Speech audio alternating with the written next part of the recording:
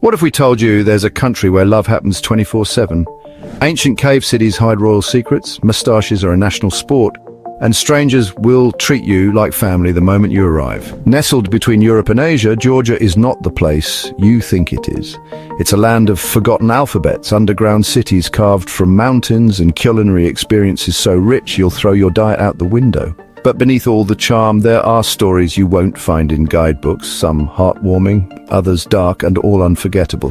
This isn't your typical tourist destination where you check off monuments and take selfies. This is a country where every meal becomes a 3-hour celebration, where ancient traditions blend seamlessly with modern life, and where the very concept of hospitality will redefine how you see human connection. Number 11, the underground kingdom hidden in the mountains.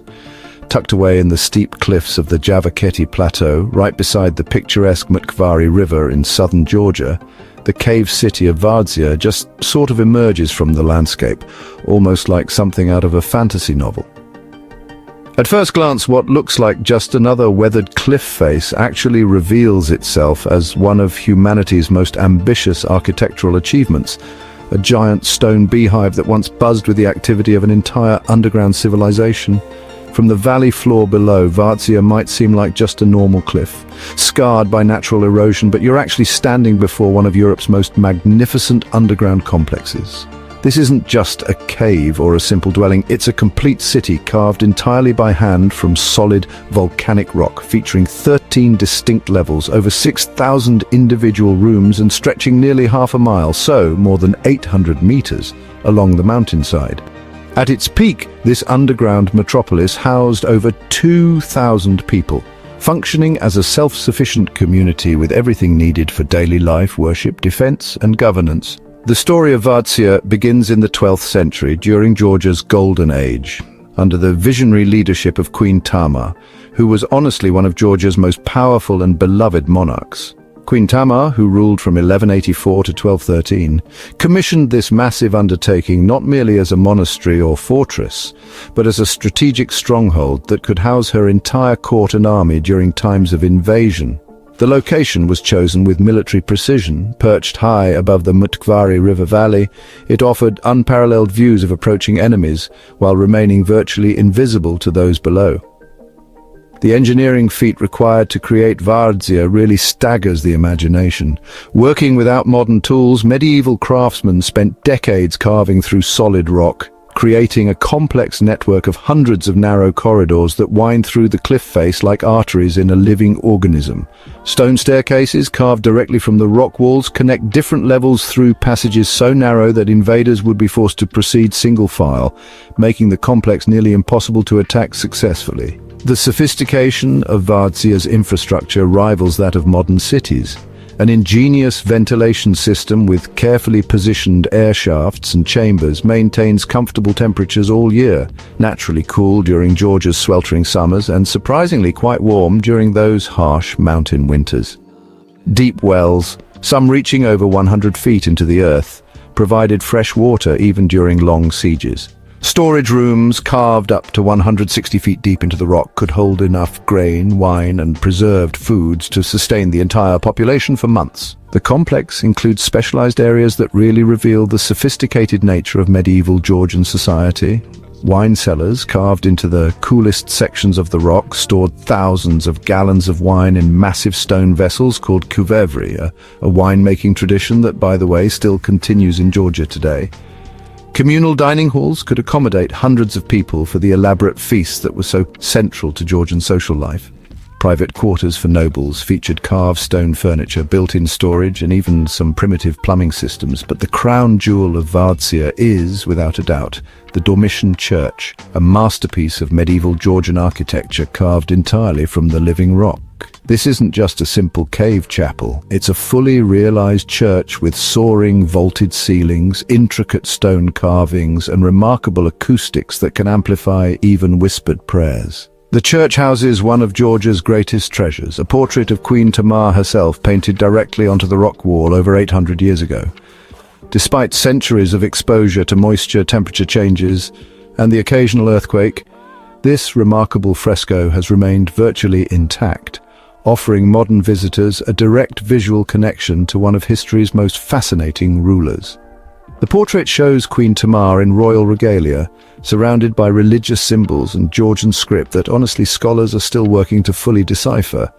Her face, painted with remarkable skill and attention to detail, reveals a woman of intelligence and determination, qualities that historical records confirm she possessed in abundance. This image represents not just artistic achievement, but also the unusual position of women in medieval Georgian society, where female rulers were not only accepted but often revered. Vardzia is frequently compared to Peru's Machu Picchu for its remote mountain location and architectural ambition, and to Greece's Meteora monasteries for its religious significance and cliffside construction. However, Vardzia possesses a unique characteristic that really sets it apart from these famous sites. It was designed to be completely hidden from view.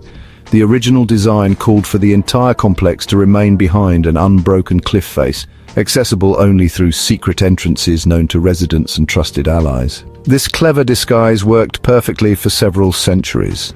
It allowed Vardzia to be both a spiritual center and a secret hiding place during Georgia's tough times in the Middle Ages. The secret was kept so well that enemy armies often walked right by the complex without ever realizing that thousands of people lived and worked just above their heads. However, nature had other plans. In the 13th century, a huge earthquake hit the area, changing Vardzia forever. The strong shaking caused parts of the cliff face to fall away. This showed parts of the inside of the complex to the outside world for the first time. Even though this natural disaster ruined Vardzia's secret protection, it also created one of the world's most amazing old sites to see. It lets people today look right into this ancient underground world. This shows how strong people had to be to survive in a place that has seen countless invasions, takeovers, and big cultural changes. Georgian women have always been the protectors of their culture. They kept the language, religious customs, cooking knowledge, and family stories alive during times when outside forces tried to completely erase Georgian identity. During the Soviet era, when many old ways were officially discouraged or forbidden, it was often Georgian women who kept religious practices going in private. They taught children their native language alongside the required Russian, and passed down recipes and folk songs that might otherwise have been lost forever. In traditional Georgian society, especially in small mountain towns, women often take the main role in managing the household. This job is much more than just simple house chores.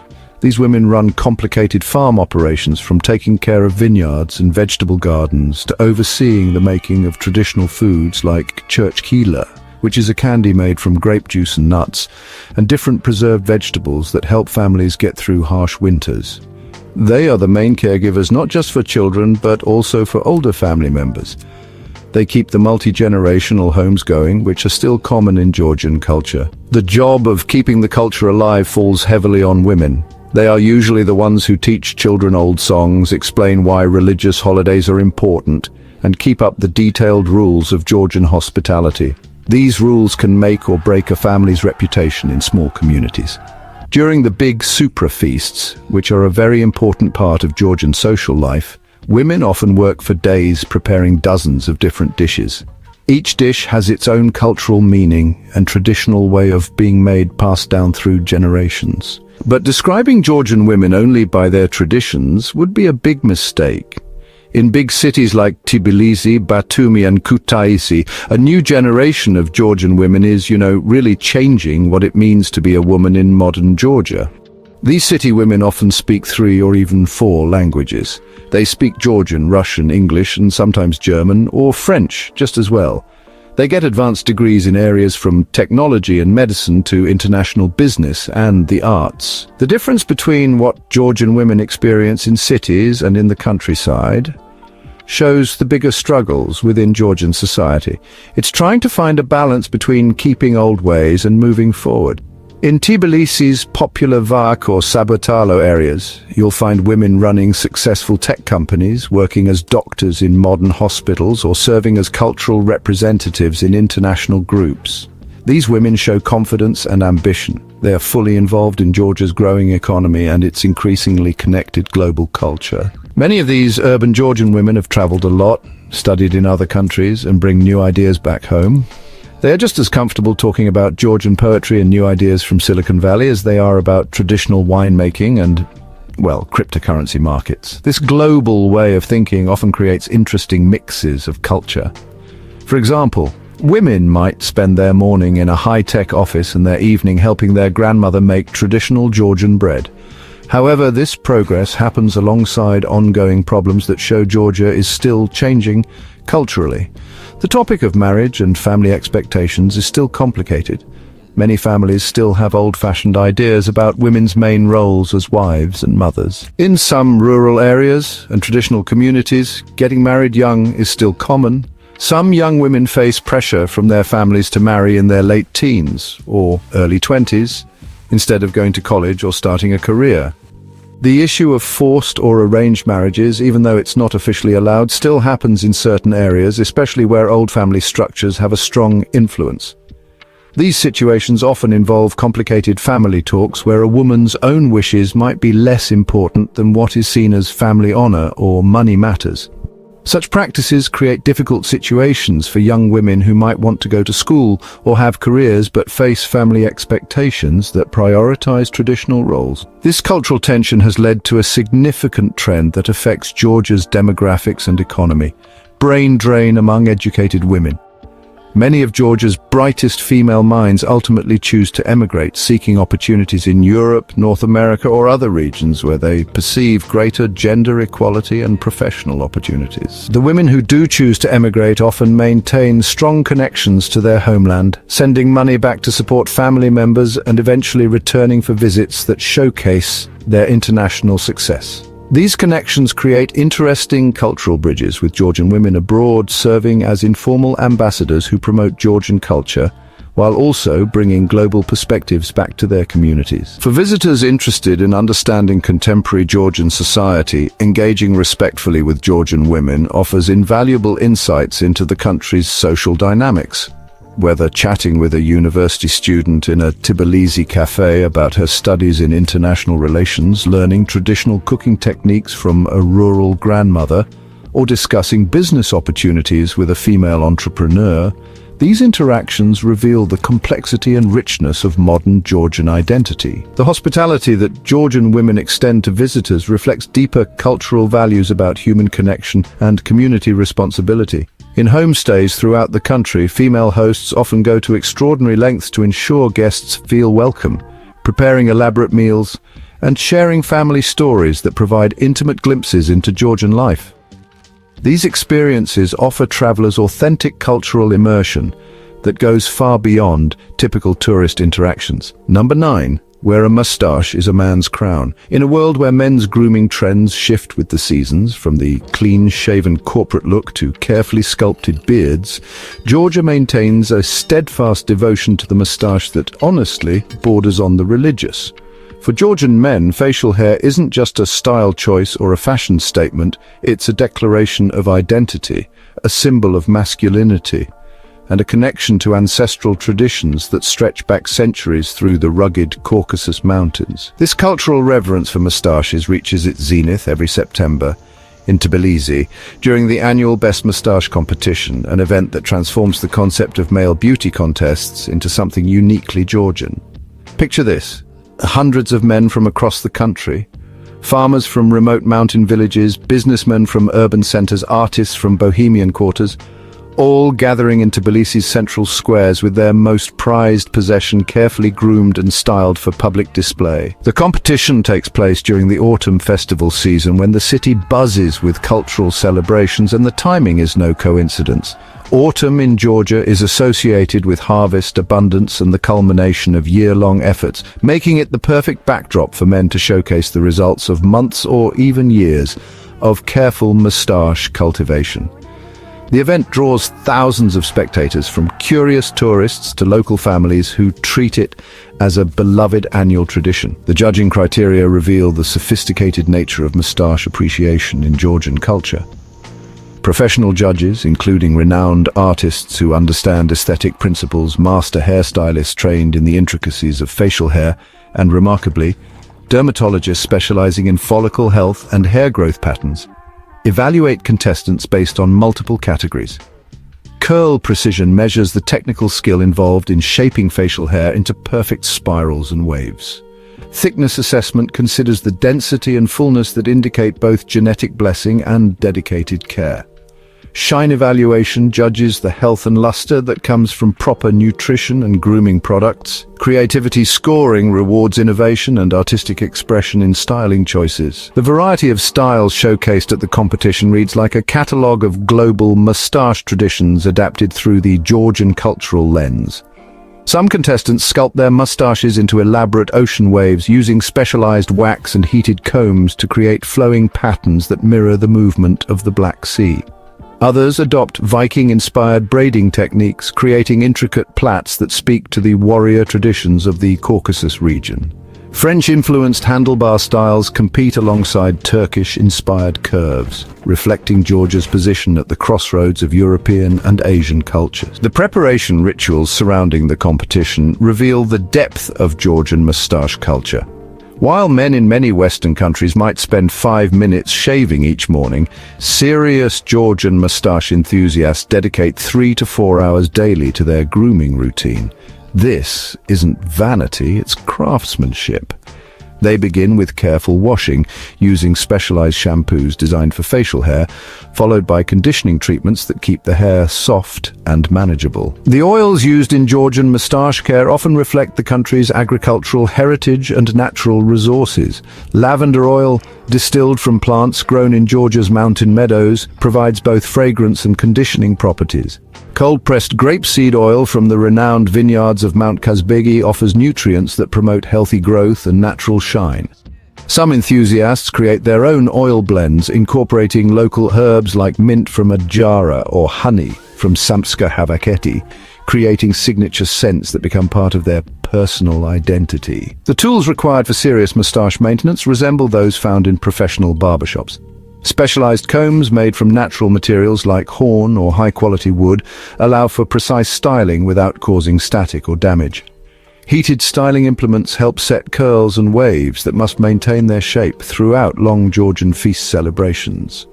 Professional-grade waxes, often imported from European barbering centers, provide the hold necessary for elaborate styles that might need to last through hours of animated conversation and enthusiastic toasting. The measurements achieved by serious Georgian moustache enthusiasts boggle the mind. Some competitors sport moustaches spanning over 12 inches or 30 centimeters from end to end, requiring not just growth time, but architectural planning to manage the weight and balance. These impressive specimens often require their own maintenance schedule, with daily reshaping and weekly deep conditioning treatments that rival those used for head hair. The cultural significance of moustaches in Georgian society extends far beyond the annual competition into daily social interactions and professional relationships. You know, a recent survey conducted by Tbilisi State University found that 72% of Georgian women consider men with moustaches more trustworthy and attractive than their clean-shaven counterparts. This statistic honestly reflects deeper cultural associations between facial hair and positive masculine traits like maturity, reliability, and a strong connection to tradition. This preference creates interesting social dynamics, particularly in professional settings where moustached men often report being perceived as more authoritative and experienced. In traditional Georgian business culture, where personal relationships and trust play crucial roles in deal-making, a well-maintained moustache can serve as a conversation starter and really a credibility enhancer. The contrast with global grooming trends creates fascinating cultural exchanges when Georgian men travel abroad or when foreign visitors arrive in Georgia.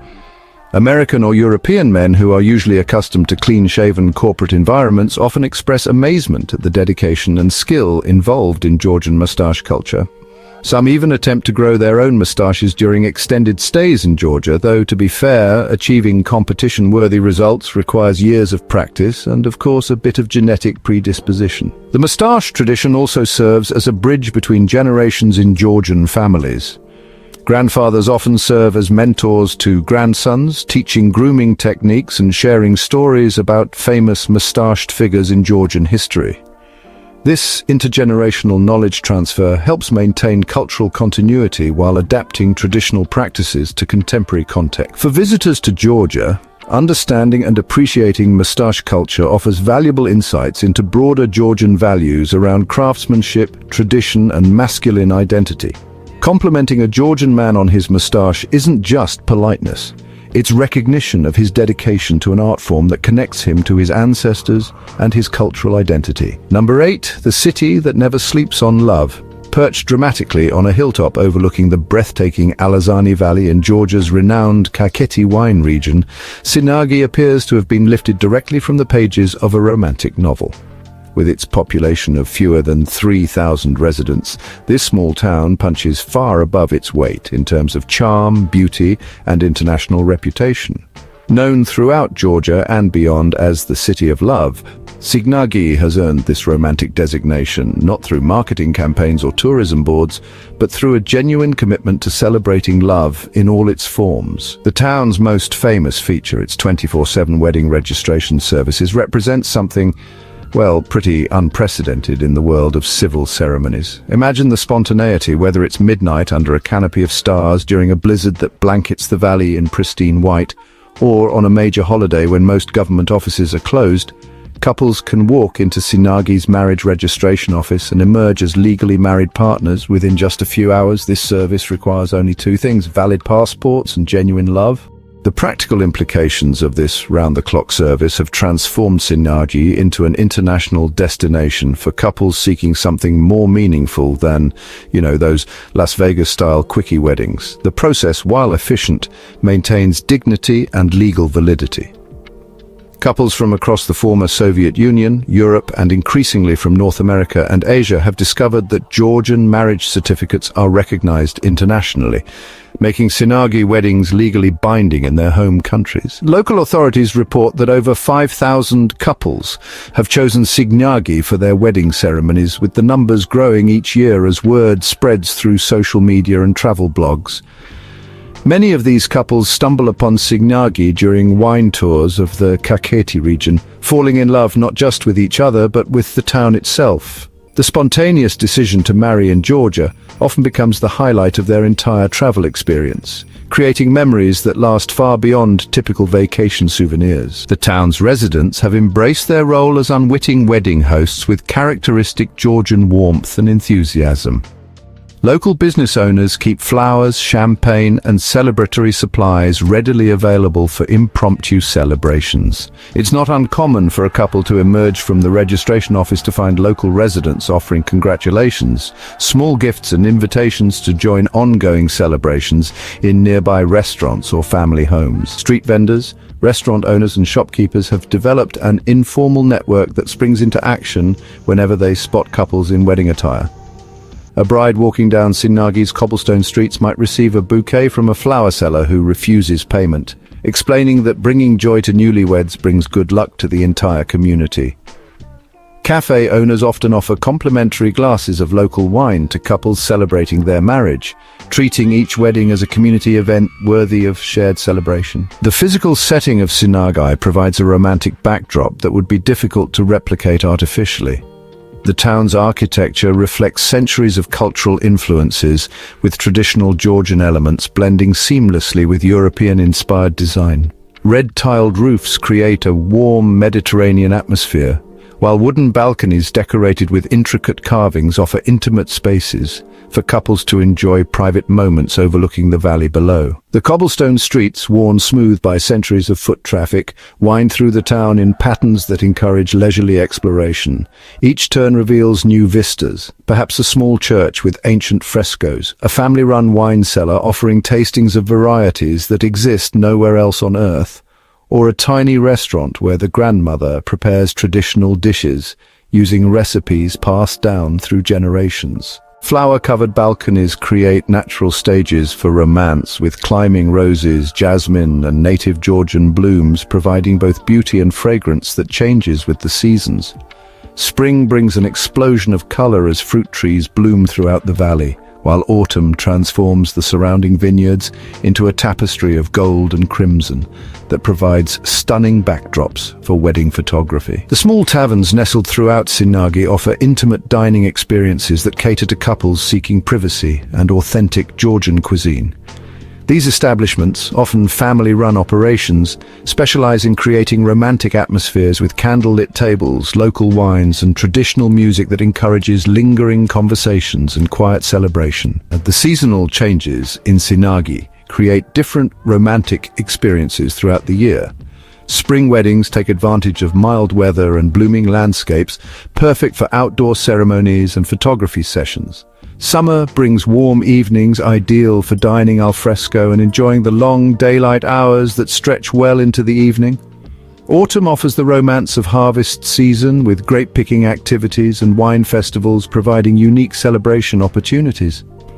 Winter weddings, while less common, offer cozy intimacy with snow-covered landscapes and the warmth of indoor celebrations around traditional Georgian fireplaces. One of Sinagi's most remarkable features is its ancient city wall, stretching 1.5 kilometers around the historic center and featuring 23 watchtowers that have guarded the town for centuries. Walking along this wall hand in hand provides couples with panoramic views of the Alazani Valley and the Caucasus Mountains beyond.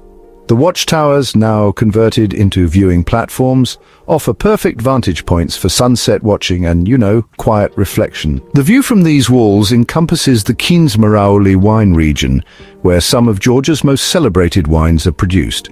The sight of endless vineyards stretching toward distant mountains creates a sense of timelessness that, honestly, many couples find deeply moving. During harvest season, the valley comes alive with activity as families work together to bring in the grape crop, providing visiting couples with authentic cultural experiences that really enhance their romantic getaway. For couples planning extended stays in Sinagi, the town offers numerous activities that combine romance with cultural immersion.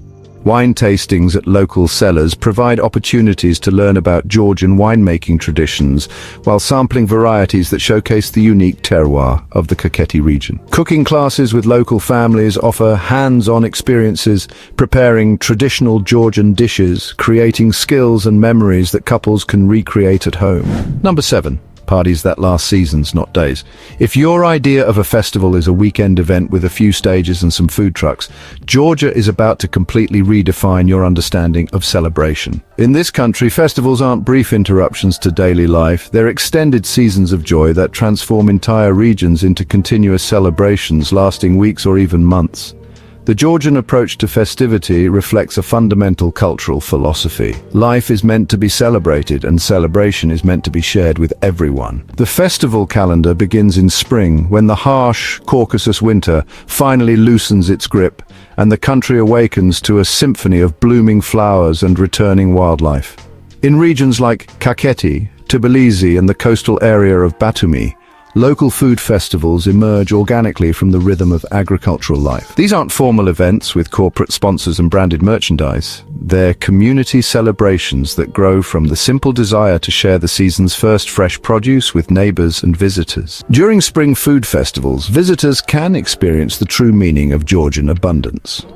Local producers set up informal markets where you can taste dozens of varieties of handmade cheese, each reflecting the specific terroir of different mountain regions. Sulguni from Samegrelo tastes distinctly different from cheese produced in Ajara, and local producers delight in explaining the subtle differences in flavor, texture, and production methods that create these variations. The wine tastings during spring festivals offer something equally remarkable: traditional wines fermented in clay jars called kvivri, following methods that have remained unchanged for over 8,000 years. These aren't the polished, consistent products of modern commercial wineries, but rather unique expressions of specific vineyards, grape varieties, and family traditions. Each sip tells a story of soil, climate, and human dedication that honestly spans generations. Perhaps most memorably, spring festivals provide opportunities to learn traditional cooking techniques from the undisputed masters, Georgian mountain mothers and grandmothers who, have been perfecting their craft for decades. Watching these women prepare kinkali, Georgia's famous soup dumplings, is like witnessing performance art. Their hands move with practiced precision, creating perfect pleated pouches that hold not just meat and broth, but centuries of culinary wisdom. The techniques they teach aren't found in cookbooks. They're living traditions passed down through family lines and shared generously with anyone genuinely interested in learning. As spring gives way to summer, the festival energy shifts but never diminishes.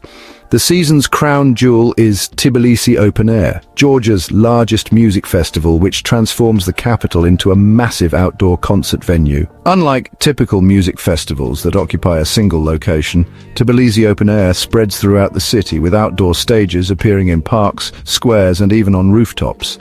The festival creates a unique urban experience where music becomes part of the city's fabric rather than being contained within festival grounds. The diversity of performances really reflects Georgia's position at the crossroads of cultures.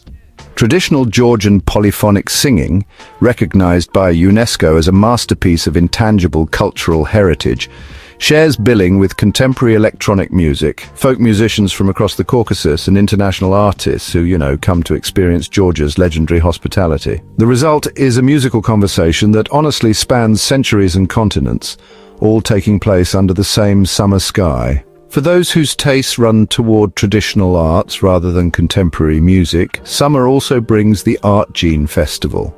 It's a celebration of folk art, traditional crafts, and ancient dances that might otherwise be forgotten in our increasingly digital world. This festival serves as a living museum where mastercraftspeople demonstrate techniques for creating traditional Georgian items, like hand-forged knives from Racha, intricate silver jewelry from Svaneti, and the elaborate ceremonial costumes used in classical Georgian dance. The dance performances during Art Gene Festival offer something increasingly rare in our modern world: authentic cultural expression that hasn't been modified for tourist consumption. These are the same dances performed at Georgian weddings and religious celebrations, executed by dancers who learned them not from YouTube tutorials, but from grandparents and community elders. The experience of watching these performances under the stars, surrounded by Georgian families who know every step and song, creates cultural immersion that, honestly, no guidebook can adequately describe. But it's autumn that truly showcases Georgia's genius for celebration through Urtveli,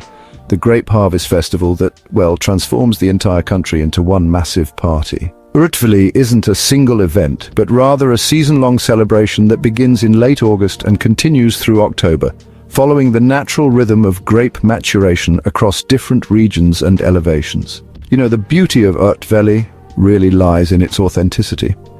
This isn't some festival created for tourists, but rather a genuine agricultural celebration that visitors are, warmly invited to join.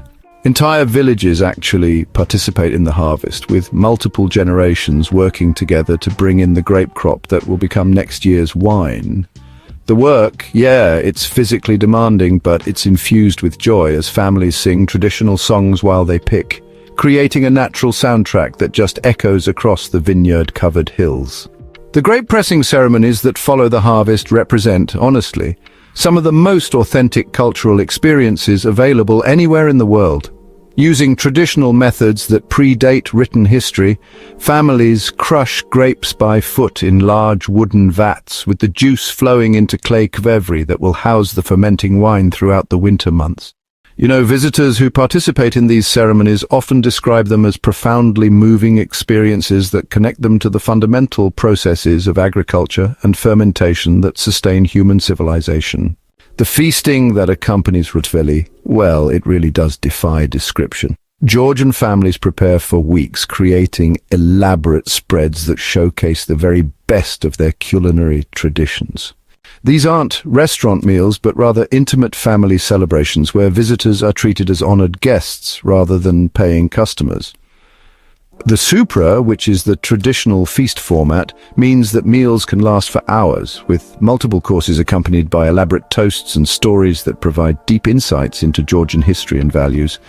Even winter, when snow blankets the mountains and temperatures drop well below freezing, doesn't stop Georgian celebration.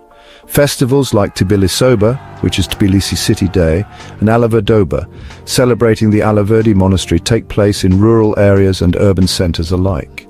They combine religious observance with community gathering in ways that create warmth and connection during the coldest months of the year.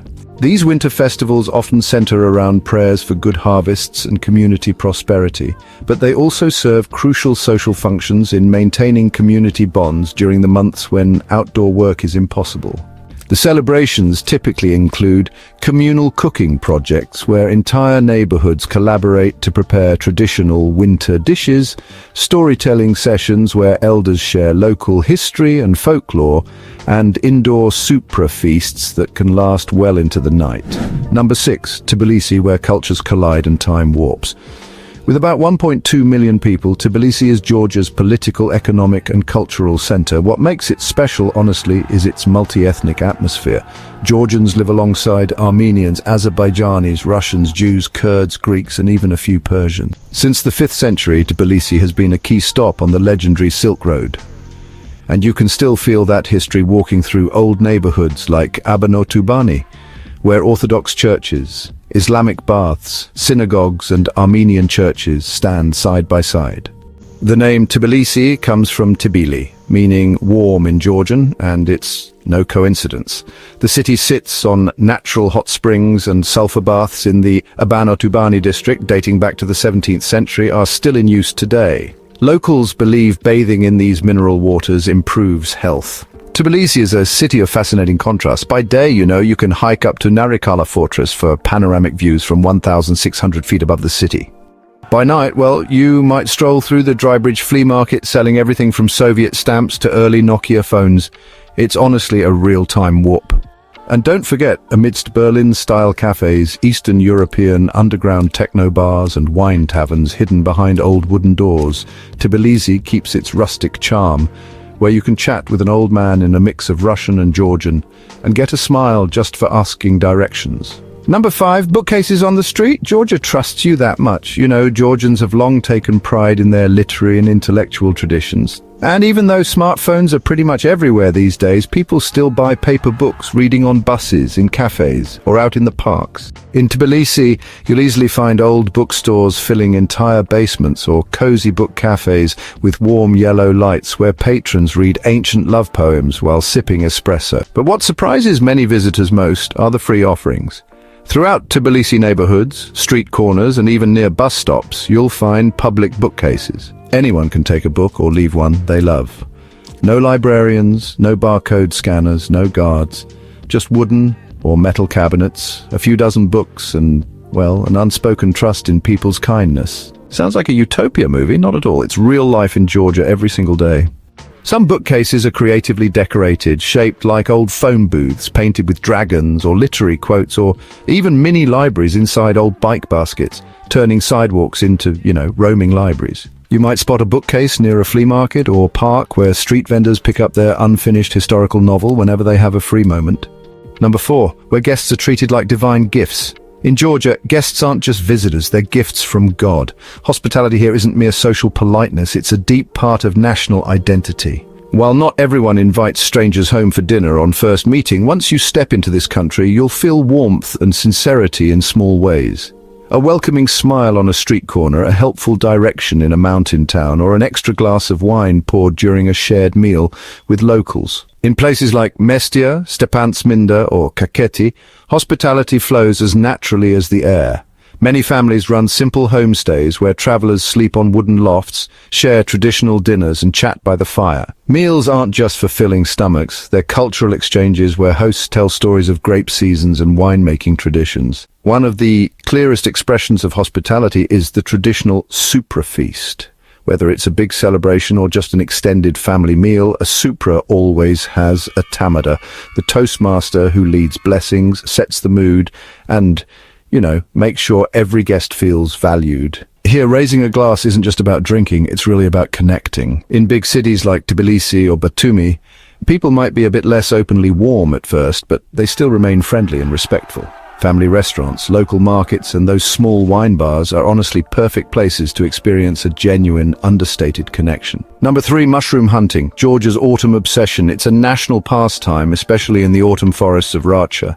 From September to October, when pine and oak leaves turn golden, it's peak wild mushroom season. The cool, dry air and earthy scent mixed with pines signals the start for expert mushroom hunters. Georgians, from 70-year-old grandfathers to young trekkers with headphones, head to Racha's forests to find biological treasures like porcini, chanterelles, and if lucky, rare white truffles. Unlike supermarket shopping, mushroom hunting in Georgia is a close-to-nature, relaxing and surprising experience. You're not just picking mushrooms, you listen to the leaves fall, taste the autumn, and compete to spot the first mushroom. Locals call it a rewarding picnic breathing fresh air while bringing home a basket of organic mushrooms that fancy European restaurants pay hundreds of dollars per pound for. At local markets, porcini mushrooms sell for $20 to $30 per pound, while rarer types fetch sky-high prices. But for Georgians, the greatest value isn't money. They believe forest outings with family, learning to distinguish edible from poisonous mushrooms and chatting all day, is a true three-generation survival school and a tradition of unity. Number 2, the world's oldest wine, and it tastes like a mountain's heart. If you thought France or Italy was the food paradise, beware.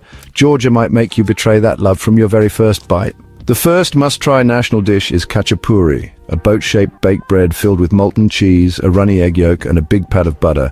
You tear off pieces by hand and dip them into the sea of melted cheese. One medium khachapuri packs 800 to 1,200 calories, enough energy to hike well halfway up the Caucasus.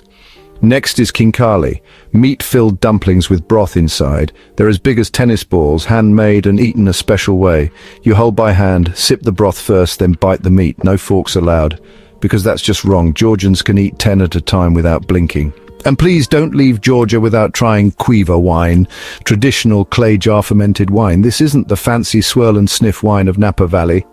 In Georgia, you get poured a dark amber wine, earthy and rich, like an old mountain man's love confession. Over 500 native grape varieties are still hand-cultivated, and archaeologists say Georgia is the world's oldest wine-producing region, dating back over 8,000 years. Number 1. How to live like royalty for $1,000 a month. The cost of living in Georgia surprises many foreigners, especially Americans and Europeans.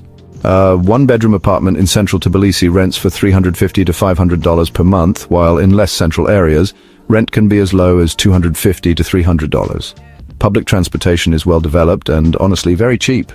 A subway or bus ride costs about 25 cents, and a monthly pass for the whole system is only $10 to $15. So this means you can travel around the city for less than a third of what it costs in major US cities. Food expenses are, honestly, another big plus. A meal at a local restaurant will set you back around $5 to $8, and if you prefer cooking at home, you can do so for about $40 to $60 per week per person. Coffee shops serve quality coffee for under $2 a cup, and, well, it honestly rivals what you'd find at European chains. Other costs like internet, utilities and phone bills are, very low. High-speed internet costs about $10 to $15 per month, and unlimited data mobile plans go for $7 to $10 per month. With this kind of lifestyle, Georgia appeals not just to backpacking youth and remote freelancers, but also to retirees from the US and Europe who are seeking a peaceful place to live. In Tbilisi, you can live comfortably on $800 to $1,200 a month. That's only about 1/3 or even 1/4 of the cost in developed countries. Thanks for traveling with us. Wherever you are in the world, remember, home isn't just a place, it's a perspective.